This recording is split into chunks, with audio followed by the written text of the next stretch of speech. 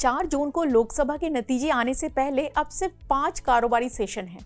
इन 5 दिनों में आप मार्केट के नजदीक तभी जाएं जब रिस्क लेने की हिम्मत हो। अगर जोखिम पचाने की ताकत ना हो तो प्लीज मार्केट से दूर रहना ही बेहतर है। शेयर मार्केट के उतार चढ़ाव को देखते हुए ट्रेडर्स फिलहाल मार्केट में सावधानी बरत रहे हैं।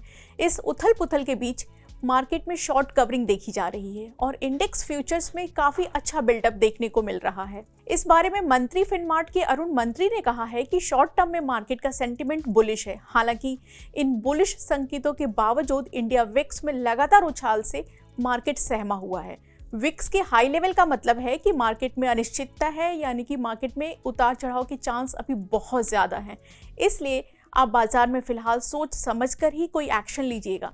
अब हम आपको 4 ऐसे सरकारी शेयरों के बारे में बता रहे हैं जिन्होंने सिर्फ 5 महीनों में मल्टी बैगर रिटर्न दिया है। इसके पहले कि हम आपको इन शेयरों के बारे में बताएं, आप कमेंट करके हमें बता सकते हैं कि आप मार्केट से दूर हैं या ट्रेड कर रहे हैं। इस साल के अभी 5 महीने ही निकले हैं और इन 5 महीनों में इन 4 शेयरों ने निवेशकों को कई गुना रिटर्न दिया है। इन कंपनियों में कोचिन शिपयार्ड, हुडको, रेल विकास निगम और IFCI शामिल है। निवेशकों ने इन सरकारी कंपनियों के बेहतर होते फंडामेंटल्स और मजबूत ऑर्डर बुक पर दांव लगाना जारी रखा है। इस साल अगर हम देखें तो अब तक कोचिन शिपयार्ड के शेयरों ने लगभग 3 गुना तेजी आ चुकी है। वहीं हुडको, रेल विकास निगम और IFCI के शेयरों ने साल के पहले 5 महीनों के दौरान 100 से लेकर 110% तक रिटर्न दिया है। इन सब के बीच खास बात यह है कि इन चारों कंपनियों ने पिछले साल यानी कि 2023 में भी अपने निवेशकों को मल्टी बैगर रिटर्न दिया था। कोचिन शिपयार्ड ने 2023 में 153% और 2024 में अब तक यानी कि सिर्फ 5 महीनों में 151% रिटर्न दिया है। फिस्कल ईयर 2024 में कंपनी का नेट प्रॉफिट एनुअली 157% बढ़ के 783 करोड़ रुपए रहा। 28 मई को ये शेयर 3% नीचे 1910 रुपए पे बंद हुआ। जबकि दूसरी कंपनी हुडको की गिनती हाउसिंग प्रोजेक्ट फाइनेंस की बड़ी कंपनियों में होती है। ब्रोकरेज फर्म इलारा कैपिटल ने कहा है कि मार्च तिमाही के नतीजों के बाद इस शेयर को 297 रुपए के टारगेट के साथ खरीदा जा सकता है।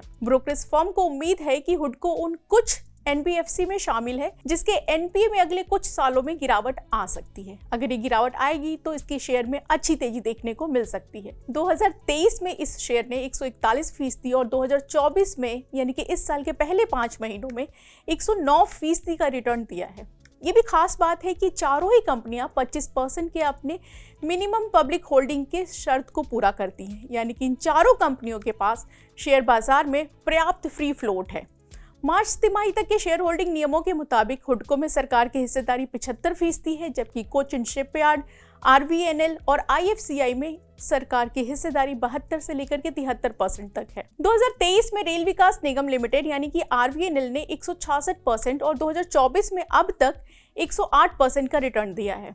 वहीं IFCI ने पिछले साल यानी कि 2023 में 111% और इस साल अब तक 102% का रिटर्न दिया है। आने वाले महीनों में ये और ज्यादा रिटर्न दे सकते हैं। ब्लूमबर्ग के आंकड़ों को देखें तो उनके मुताबिक निफ्टी PAC इंडेक्स फिलहाल अपने 1 साल के फॉरवर्ड अर्निंग्स के 13.4 टाइम्स पे ट्रेड कर रहा है, जबकि इसका पिछले 5 साल का एवरेज 8.3 टाइम्स है। निफ्टी PAC इंडेक्स में जनवरी से लेकर के अब तक 38% की तेजी आई है, जबकि इसके मुकाबले निफ्टी इंडेक्स 6% के करीब बढ़ा है।